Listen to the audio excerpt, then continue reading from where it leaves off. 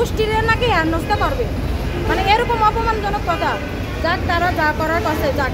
তারা বলতেছে কি যে আমরা 27 তারিখে আসছি, মানে আমরা সব বাইরেদেরকে নিয়ে 27 তারিখে আসছি। আসাতে আমাদেরকে, আমরা তো এখানে অনেকজন দাঁড়িয়েছি, আমাদের 4টা ভাই উপরে গেছে। 4টা ভাই উপরে যাওয়াতে তাদেরকে বুলবুল স্যার, আরও কয়েকজন ছিল, ইলিয়াস স্যার, আরও অনেকে ছিল, আমি নাম সঠিক জানি না।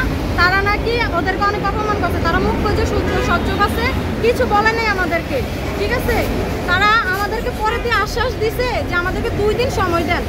তারা কিন্তু আমাদের 2 দিন সময় দেয় নাই, আমরা কিন্তু 2 দিন সময় দিছি। 2 দিন সময় দেন, 2 দিন আমরা একটা সিদ্ধান্ত জানাবো। আপনি মনে করেন 2টার দিকে এখানে 27 তারিখে 2টার দিকে গেলে পরের দিন 2টা, তারপরের দিন 2টা, তাহলে তো আমার 24 48 ঘন্টা হয়। তাহলে তো আপনারা আমার কালকে জানাবেন, দিনের মধ্যে আমার সব কিছু আপনারা রাত্রে জানাইছেন। আর যে শর্ত দিয়েছেন এগুলো তো আমাদের মানার মতন না, ঠিক আছে, এগুলো আমাদের মানার মতন না। এখন তারা আইসা আমাদের কাছে বলতেছে যে আমাদের মা বোনেরা নিয়ে আসছেন, বোনদেরকে নিয়ে আসছেন, এই রোদে পুড়তেছে। আরে বাবা, আমরা যে না খাই আছি এটারও তো খোঁজ নেন নাই আপনারা। এখন রোদে পুড়তেছে, এটার খোঁজ নিতে আসছেন আপনারা না। আপনার মানে তাদের কথা শুনলে মনে হয় কি জানেন, ফেরেশতা। তাদের চেহারাটা তো ফেরেশতার মতন, কিন্তু মনে হয়েছে শয়তানের মানে একটা বাধা, ঠিক আছে। তারা যদি ভালোই হইতো তাহলে আজকে আমরা না খেয়ে থাকতাম না। আমাদের ছোট বাচ্চারা অসুস্থ হয়ে থাকে, না পা খাইয়া নিয়ে আমরা বাচ্চাদেরকে পারবো। কয়দিন বাঁচবো না পা খাইয়া? কয়দিন বাঁচবো আমরা না পা খাইয়া? হ্যাঁ, আমাদের কি চিকিৎসা নাই? আমাদের শরীর নাই? শুধু এদের শরীর আছে, খাইয়া এরাই শুধু শরীর করবে, আমরা করবো না?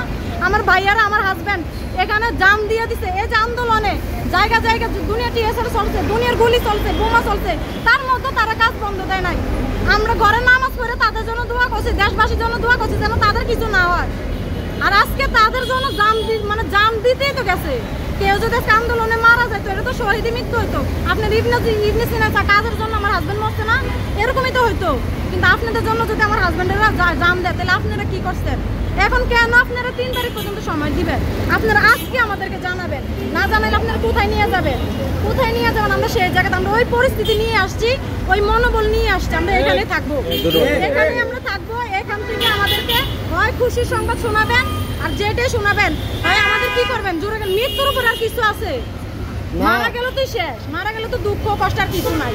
এটার আমরা ভয় করি না। মুসলিম মৃত্যুরে ভয় পায় না।